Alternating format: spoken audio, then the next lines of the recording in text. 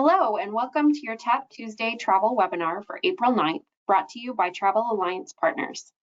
These sessions are recorded and you can review those recordings or register for future adventures by visiting our webinars page at tapintotravel.com/webinars. Thank you so much for being here. My name is Adrienne and I'm part of TAP headquarters. I'm here to help you tap into travel, so please reach out if you ever have any questions on TAP programs or products. It's now 2 p.m. on the East Coast, and we are going to tap into Newfoundland and Labrador's Battle Harbour and the Great Northern Peninsula.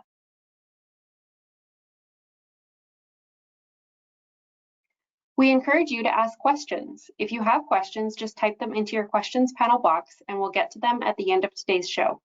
If we happen to run out of time, we'll make sure to have someone contact you directly.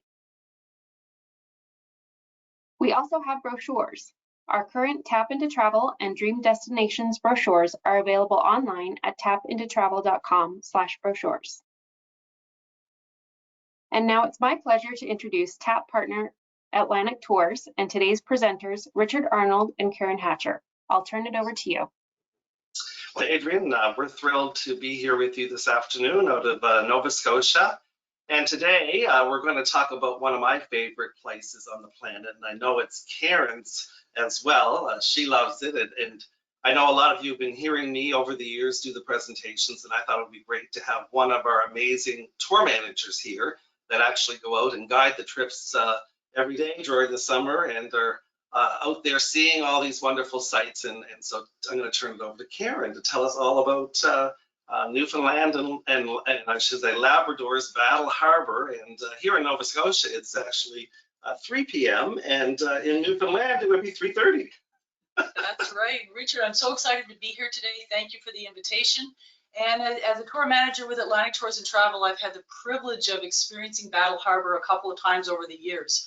Newfoundland and Labrador is always one of my favorite products to deliver, but Battle Harbour is something a little intensely more special than just Newfoundland and Labrador. So let's take you to this little remote island and what this tour is going to look like as we bring it together. And what I might say is, if you're interested in this tour, book it as soon as you possibly can, because you don't want to be disappointed, and this is a gem of a tour.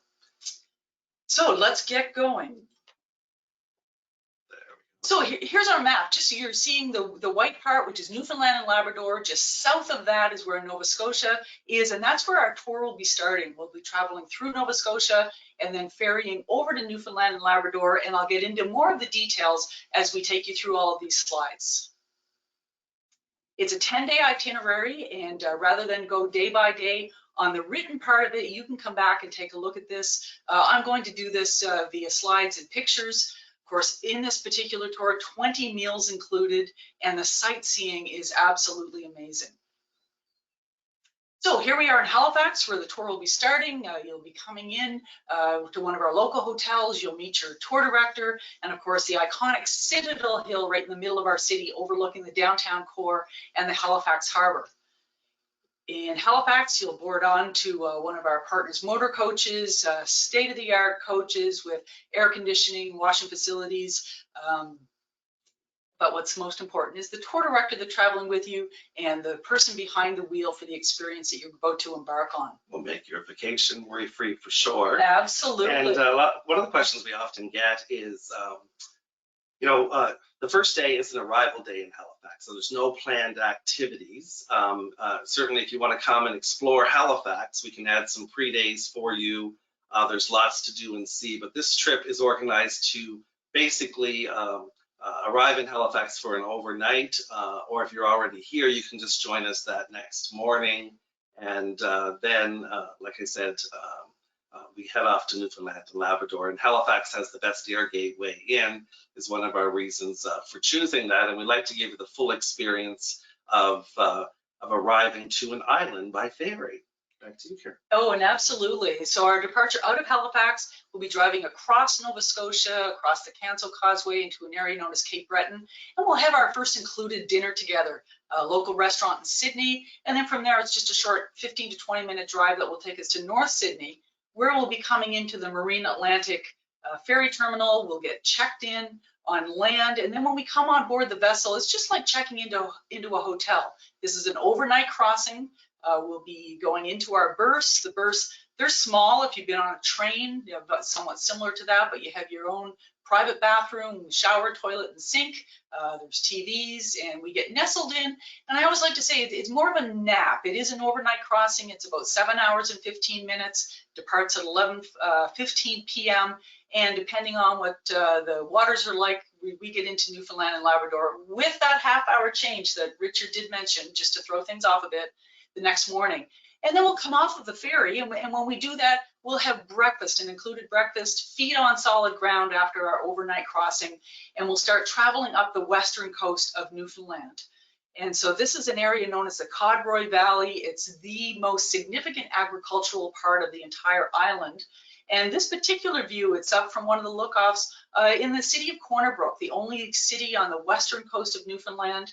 And this is a beautiful image of the Humber River flowing into the Corner Brook Harbor, which then flows out into the Gulf of St. Lawrence. And this day is all about the scenic drives. I mean, the mountains and the fjords and the unobstructed coastline are spectacular.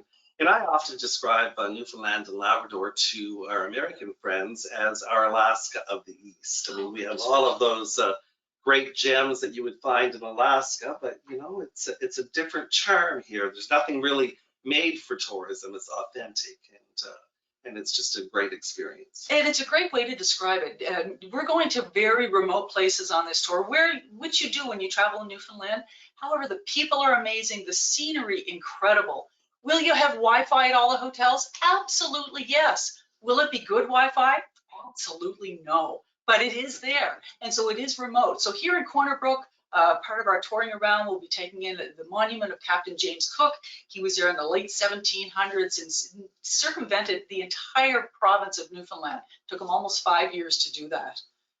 The beautiful downtown core, we'll be exploring through Corner Brook as we start making our way north.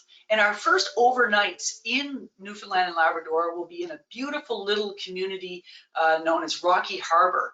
And it is right on the Gulf of St. Lawrence, the harbor itself flowing into the Gulf of St. Lawrence. And as we continue traveling north, it goes into the Strait of Belle Isle. So one of the beautiful beaches in Rocky Harbour. And here's the wharf from that same particular view. And if you look beyond the water up on the point, you'll see a lighthouse. And this is Lobster Cove Head Lighthouse. This will be your first experience and stop in what is, you know, tagged one of the most beautiful areas of Gross Moor National Park. 2 nights at the Fisherman Landing Motel, and that's strategically located downtown Rocky Harbour. Once again, we're remote. Population here is under 600 people, so traffic jams are minimal when we're here. But we do have a chance to visit this iconic part of the national park.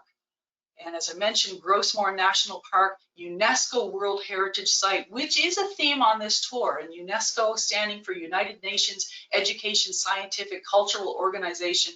And we will be experiencing these UNESCO World Heritage Sites. And I mean, it's exciting to me because it's one of the spots where you can pick up and hold in your hand a piece of the Earth's mantle. Not everyone can say that. That's why it's a UNESCO site. Absolutely, and that's what's going to happen the next day. We'll get up in the morning, have an included breakfast, and then we'll be boarding the MCAT. This is our boat tour for the morning. We'll be out on Bon Bay, a couple of the arms of the bay, but look at the scenery that we'll be experiencing as you're going around on this particular commentary boat tour. And the commentary is exceptional. You'll be learning about the history and the strategic location of these mountains, the long range mountains.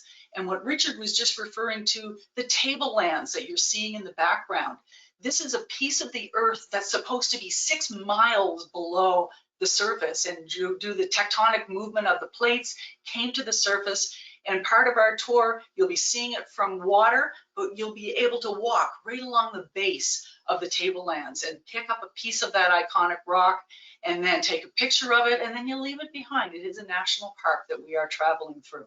And certainly there's no dull moment on the boat, because with the scenery and the eagles flying about, because there's a good population of bald eagles there, maybe even a whale or two, because this isn't a landlocked fjord, but the staff on the boat themselves will make it a fun experience, won't they, Karen? It's an authentic Newfoundland experience. There's no other way to describe it. So once we're leaving Grossmore National Park, and we'll be driving back through Grossmore National Park on our way home at the end of the tour. But from here, we're going to continue traveling north. And our travels north are going to take us right up the western coast. And this is now going to be learning about the Vikings. We've seen the tablelands. We've seen the Long Range Mountains, which are extensions of the Appalachian Mountains. And here in Lanceau Meadows, right at the top of Newfoundland, another UNESCO World Heritage Site where the Vikings arrived over 1,000 years ago. And we'll have a Parks Canada guide taking everybody through the experience. There'll be people in period costumes. You'll be able to talk to the Norse people. But most importantly, you can see behind them are replicas of the buildings that they built when they arrived 1,000 years ago. And you'll get to experience what it's like to have lived at that time. The peat long houses that they lived in are absolutely exceptional. And if you've never seen the Newfoundland and Labrador commercials, their TV commercials, they've won many, many awards. And this is a picture that's showcased in one of their commercials. And so if you have an opportunity, certainly go on the Newfoundland and Labrador website and experience some of those great commercials. And what I love about Lanceau Meadows is you're right on the tip of Iceberg Alley. So you're going to learn more about that shortly. Absolutely. Things we're going to see on the travel going up the western coast. Moose, 120,000 moose in Newfoundland and Labrador. Will you see one? You're always looking for them. And at the time of year that this tour is happening, it is starting to get a little bit warmer. Their bellies are full. They sometimes retreat to the woods. However, 120,000 moose. Well, and I find they like to hang out in some of the spots we go, like Lanceau Meadows. They know they're safe there. That's right. So often they're hung out there. So it's, I mean, I'd be surprised you don't see moose or caribou for sure. And humpback whales, this tour is during a season, the arrival back of the humpback whales. They've been down in the Caribbean through the winter months and they come back to feed. The capelin have been spawning and that's the fish they feed on. And Richard mentioned icebergs. Iceberg season is now in full range in Newfoundland and Labrador now. They're starting to come down through an area known as Iceberg Alley, and this tour you'll be driving through there. So the possibility of seeing iceberg, and I see my name's on that picture. I actually took that on one of our tours. And we have to remember what you're seeing there is only 10% of the ice because the other 90% is below water, and they're moving and flipping and changing their looks all the time. Absolutely. And so as we come into a town called St. Anthony, which is in northern Newfoundland, Sir Wilfrid Grenfell, a medical doctor who came into the area in the late 1800s, an amazing museum dedicated to him and the work that he did, not only on land medically, but by sea. He brought over medical boats with him. So we'll learn a lot about Sir Wilfrid Grenfell. And then an overnight in the beautiful little town of St. Anthony. We'll have an included dinner. The next morning as we get up, we'll load the luggage back on the coach and we'll start heading to another small town called St. Barb, where we're coming into the Labrador ferry. So we'll board the ferry in St. Barb. It's about an hour and 45-minute crossing that will come over into Blanc-Sablon, Quebec. You come into Quebec for just a couple of minutes and then motor coach into Labrador. And the travels will take us right up the eastern coast of Labrador, as high as Red Bay and then beyond. We're going an hour beyond Red Bay up to a little community called Mary's Harbour, where we'll take everybody and all of our belongings off of the motor coach, load onto another ferry. And I'm going to quote that one because this ferry is actually a converted fishing boat. So we all get onto the converted fishing boat with some personnel from Battle Harbour. It's about a 45-minute ride out to this remote island. And we'll be going out, here is one of the images map, but we'll get into more pictures in just a moment of what we're about to see. I lost control just for a moment here. Let's do a little click and see if that does it. There. Here we are. So this is a sketch of the area of Battle Harbour, and I'm just going to flip through to get. And one of my favorite things about Battle Harbour, I went when it first opened years ago, and this was an outport during the cod fishing moratorium. A lot of communities were, the livelihood was gone. So the community was uprooted and moved away. And when they first decided to make this a museum, it was going to be an opportunity for people to see it during the day as a day trip and that kind of thing. And now the only way you can experience is to spend a night. and we're spending 2 nights over there. And we're also a company that takes you to Labrador, the big land, and I'm very proud of that, because a lot of companies out there will bring people to Newfoundland, but we want you to experience Labrador as well. And once again, this is all right along Iceberg Alley. So it's a great opportunity to learn a lot, and Karen will tell you more. Absolutely, and this is just an aerial view of the island itself, where you can see buildings on the bottom towards the right-hand side. That's the arrival of our ferry boat in, and we are in fact here 2 nights. That's significant, because to come to Battle Harbour and just come in, have dinner and a little sightseeing in the morning and leave, you're not going to experience it. But you're going to have ample time to roam around on your own. The meals are very unique. The 2 times I've been there, it was Bertha and Jeanette who worked in the dining hall. People would ask me, what's for dinner? I don't know. They know if we have any food allergies or restrictions, but it is going to be a feast presented to us. So all of our meals are included while we're on this island. And here's an image. So you can see in the tickle, and that's the body of water, in the image over to the right-hand side, there's a boat. That would be equivalent to the ferry that we're taking in, and that's where we would be docked. And as we come onto the island, here's the image of the boat, some of the main buildings. And as Richard said, this was an active cod fishing community.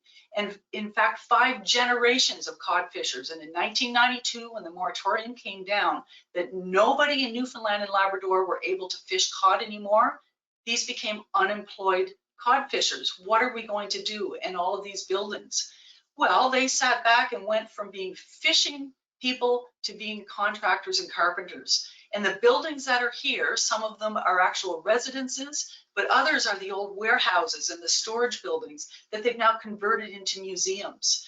And one image in particular, this is called just a rack of drying wood, but look at the iceberg that's just beyond it. And it's incredibly remote. One of the first images I showed was a map of some footpaths around the island. But this next building, this is the general store. And so the bottom part of it, yes, you can go in and buy a few items. There's a little souvenir area, but significant is what's upstairs. And they've made this into the lounge area. It's the only place on the entire island where there's Wi-Fi. So after we have our included meals together, I always suggest everybody gather together. You can get on your Wi-Fi, start sharing your pictures, start communicating with the outside world, because there's no cell service. And that's the only place for the Wi-Fi. So here's some more wood that's drying, where the Canadian flag is flying in this image. That was the old RCMP, or the Royal Canadian Mounted Police Detachment, and they actually had their own police. This building, this was the old kitchen, and then some of the merchants actually lived there, but it's now converted into accommodations. It's all private guest rooms with private ensuite bathrooms. And once again, you can see the remoteness of the island. And that's the Battle Harbour accommodations. And just to the right of this on the island is another building converted. I believe there's about 7 or 8 rooms in that one. Once again, all private en suites. One of the great things here is a lot of the guides are children that grew up there or had experience here. So you're hearing it firsthand. And the next morning there, it will be a guided walking tour through the outbuildings. And it is with a 5th generation cod fisherman, who then became one of the contractors and is hired by the Battle Harbour Trust to maintain the buildings. Across the water here, so the water itself is called a tickle, and that's where it's narrow body of water in between 2 pieces of land. That's Caribou Island. And not only will we have a guided walking tour of the island, and then you'll have some free time. That afternoon, it'll be a boat tour, leaving from the same dock that the tour arrived, and it'll be out and all around Caribou Island, because that's an area that you possibly could see caribou, but also resettlement. That started in the 1950s, and when these remote communities, they wanted to bring the people into areas where there was more infrastructure and services. Communities literally packed up and moved away, taking even their houses with them. So you'll see areas of resettlement out on the boat tour, and possibly an iceberg. This is a large fishing flake, that large flat piece of wood. It's just made with alders or small pieces of wood, and that's what they traditionally would have used to dry the salt cod. All of the buildings in this image would have been warehouses. The main one that's straight ahead of the fishing flake, that's where the dining hall is located. That's where the main wharf is located. And look at the remote. These houses that you're seeing, the little yellow one, that's where Bertha, who works in the dining hall, that's where she and her husband live. In the summer months, they come out and they take possession of their home. During the winter, they go back to Mary's Harbour, which is where we had left the motor coach because we loaded everything onto the small fishing boat to come out to this island. And this was the old pork storage, and just some of the more images of the buildings being turned into museum exhibits, and the informational panels is absolutely exceptional. You're going to be walking where fishermen lived, and this was their livelihood right up until 1992. There's some old fishing nets, and everything has been maintained. And here's sitting up in that lounge area above the general store as the sun goes down in Battle Harbour. Now, will we always have sunny days? Probably not. This is Newfoundland and Labrador. But the sunsets are certainly spectacular. And will there be fog? Probably, because of the location on the water. Will there be wind? Absolutely. So on a tour like this, make sure you, and Richard always says, is dressed like an onion. You're going onto the coast. It could be a little bit cooler, so wear layers of clothes so you can take a layer off or put one on if you need one. And if the sunsets are beautiful, it's amazing, or it's possibly a foggy day, which is just gives the ambiance to the area. Our second morning, this is the dining hall that we're seeing straight ahead. We'll have an included breakfast there. We'll get checked out at the general store, and you can see the top of our ferry, the boat that we'll be taking back to Labrador.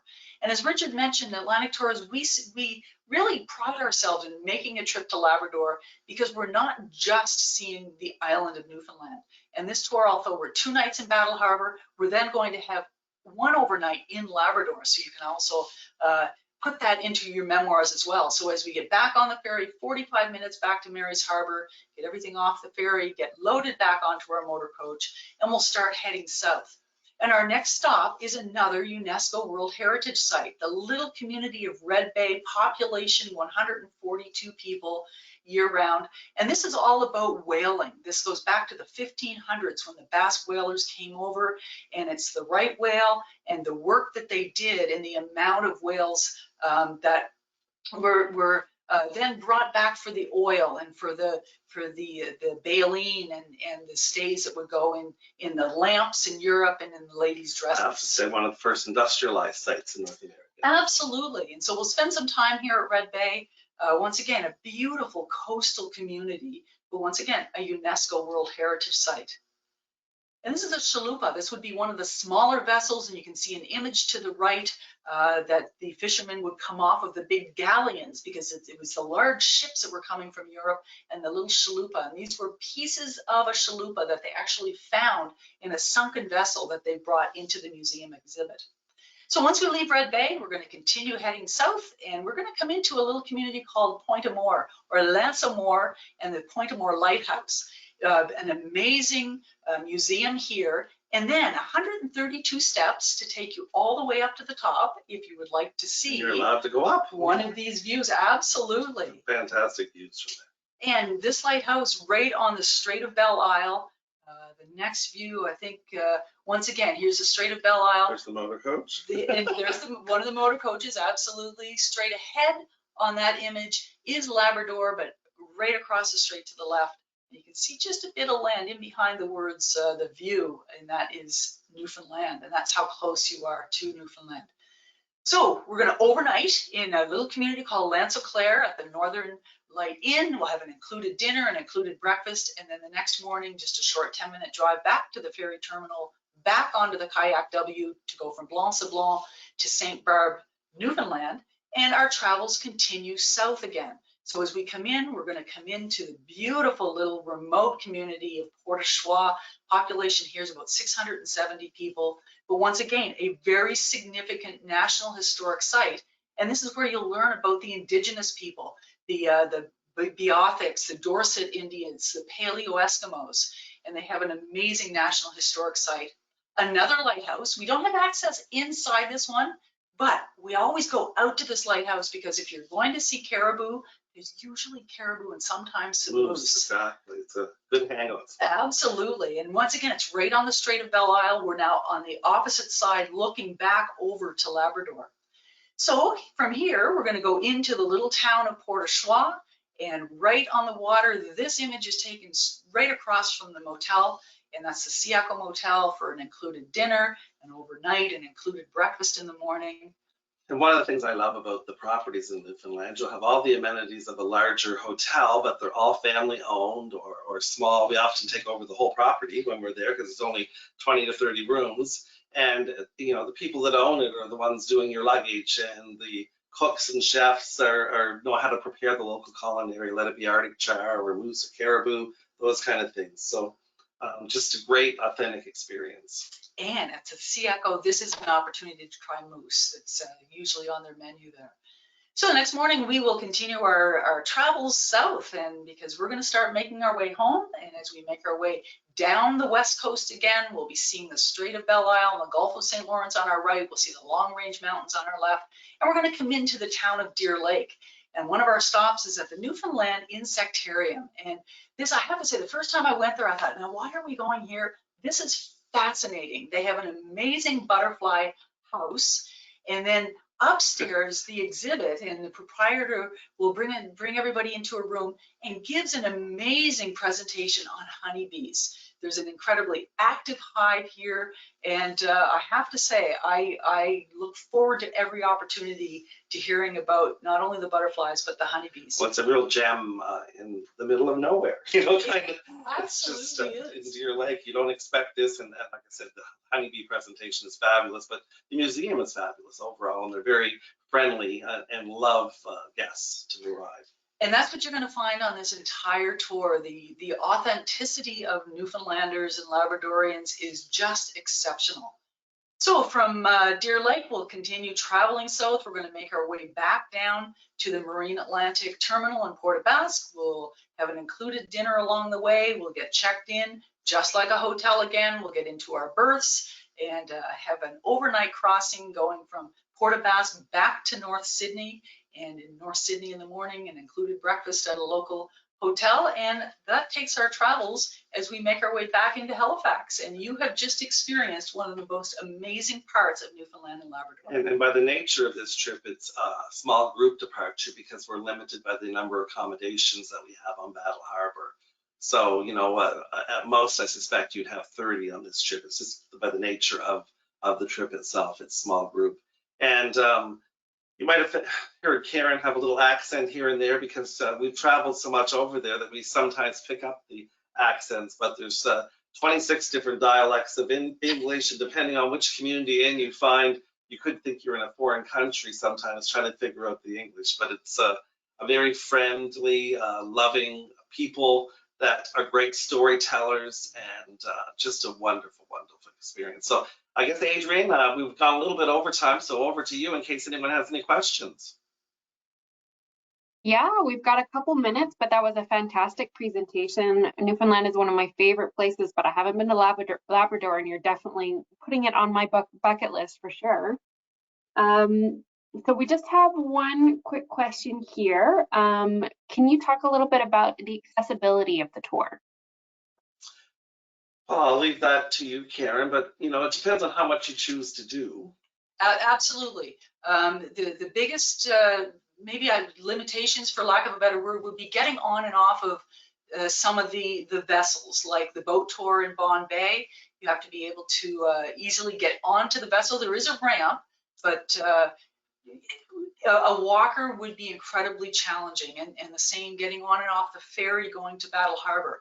In Battle Harbour itself, there are no walkways. They're either grass or maybe a little bit of crushed gravel, but nothing very fancy. So really solid footwear, making sure in Battle Harbour. So So as long as you can get on and off the vessels and stuff, then it's a matter of your choice. Yeah. As far as if you know your limitations, then you may forego some of the walks, some of the longer walks. But as Karen said, once you're on the island, you'd need to be fairly able to walk without paths or those kind of things. And this would not be recommended for someone in a wheelchair. No. or as you said, a walker wouldn't be useful on this trip either, as far as some of the spots you have to go. But you may be better suited for our regular Newfoundland and Labrador departures, which we run every week They just don't include Battle Harbour. So that's what kind of makes this one unique. And they go across the rest of the province. So we have a tour coming up, this season for this, but we also have next year's trip. So if you can't make it late June this year, then we'll have another one in 2025 doing this exact itinerary. Sounds great. Yeah, I think that is it for today. You've been so thorough. We had less questions than usual. Well, it is our bread and butter, and we certainly both love Atlantic Canada. And I tried to hide that. Did it? Yeah. And I always say, to me, it's one of the truly gems. Newfoundland Labrador it should be on everyone's bucket list if it isn't, and we've never had anyone disappointed. They love what it's offered there. Absolutely. Yeah, for sure. Thank you so much for talking with us today. We really appreciate it. Thank you, Adrian, and we look forward to seeing you hopefully in June. Yeah, sounds good. And thank you all for participating in today's program. Don't forget to check out the hundreds of tour packages on our website, tapintotravel.com, and be sure to connect with us at Tap Into Travel on Facebook. And please join us again on April 23rd to tap into Walking with Wildlife, a private journey in Southern Africa. Thanks again for joining us, and from all of us at Travel Alliance Partners, have a wonderful day. Bye from us. Bye-bye.